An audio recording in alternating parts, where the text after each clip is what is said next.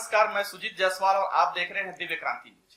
आज हमारे साथ मौजूद हैं भारतीय जनता पार्टी के सामरी विधानसभा के विधायक प्रत्याशी श्रीमती उदेश्वरी पैकरा जी से।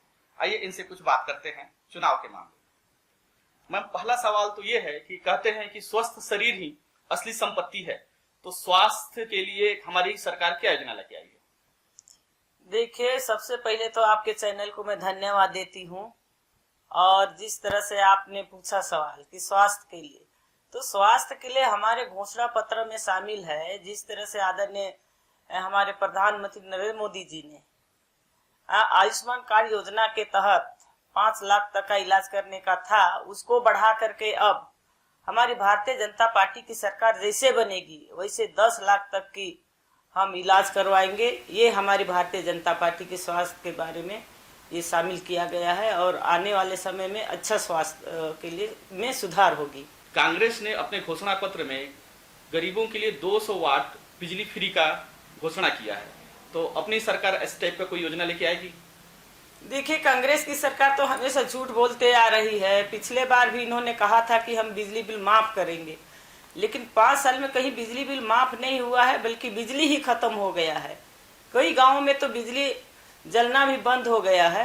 तो ये तो हमेशा झूठा वादा करते हैं ना, इसमें कांग्रेसियों के ये घोषणा पत्र का कोई भरोसा नहीं। बेहतर कानून व्यवस्था के लिए अपनी क्या योजना है? हमने देखा है कि पास्ट में जो कि पुलिस अभिरक्षा में मौत और ऐसे कुछ मामले हैं, तो कानून व्यवस्था में सुधार के लिए कोई योजना?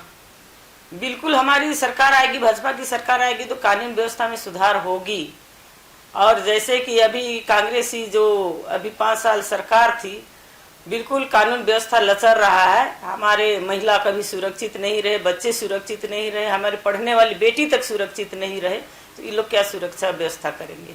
कांग्रेस ने किसानों के लिए कर्ज माफी की घोषणा की है, जबकि बीजेपी ने ऐसा कुछ घोषणा किया नहीं है अभी तक। तो किसानों के लिए कोई योजना? देखिए, किसानों के लिए इन्होंने कर्ज माफी का घोषणा किया है कांग्रेसियों ने, लेकिन कर्ज माफी तो पिछले बार भी था घोषणा पत्र में। लेकिन हमारे जो छोटे किसान होते हैं वो कर्ज नहीं लेते हैं, जो बड़े होते हैं वही कर्ज लेते हैं बैंकों से। और जो बड़े किसान थे उन्हीं लोग का, कुछ लोग का ही, पूरे लोग का नहीं, कुछ लोग का ही कर्ज माफी हुआ है। और इन्होंने फिर हमारा घोषणा पत्र जारी हुआ भारतीय जनता पार्टी का, उसके बाद घोषणा पत्र जारी किया है। जी, बहुत सारी घोषणाएं इनकी जो है बीजेपी के घोषणा पत्र जारी होने के बाद पुनः जारी की है। वो नकल किए हैं, भाजपा ने पहले बार घोषणा पत्र जारी किया है, भाजपा का नकल किया है। और इनके जो कर्ज माफी का घोषणा पत्र में शामिल है, उससे ज्यादा तो हमारे महिला जो शादीशुदा दीदी बहनें हैं, उनको हम लोग जैसे सरकार बनेगी वैसे उनके खाते में 1000 रुपये डालेंगे और साल भर में 12,000 उनके खाता में जमा हो जाएंगी। ये हम सभी महिलाओं को सम्मान दे रहे हैं।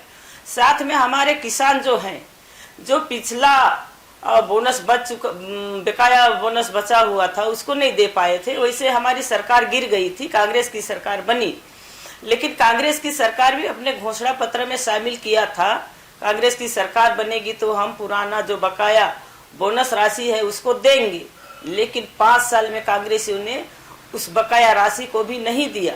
जैसे ही हमारे भारतीय जनता पार्टी की सरकार बनेगी वैसे आने वाले 25 दिसंबर को हम जो 15, 16, 16, 17 का बकाया बोनस है उसको किसानों के खाते में डालने का काम करेंगे। मैम, आप हमारे चैनल के लिए समय निकाली, इसके लिए आपका बहुत बहुत धन्यवाद। हमारी शुभकामनाएं आपके धन्यवाद के साथ में धन्यवाद। और हम उम्मीद करते हैं कि जो घोषणा पत्र भारतीय जनता पार्टी ने जारी किया है वो पूरा करेगी और जनता की उम्मीदों पर खरा उतरेगी, अगर जनता मौका देती है। जी जी जी, धन्यवाद धन्यवाद।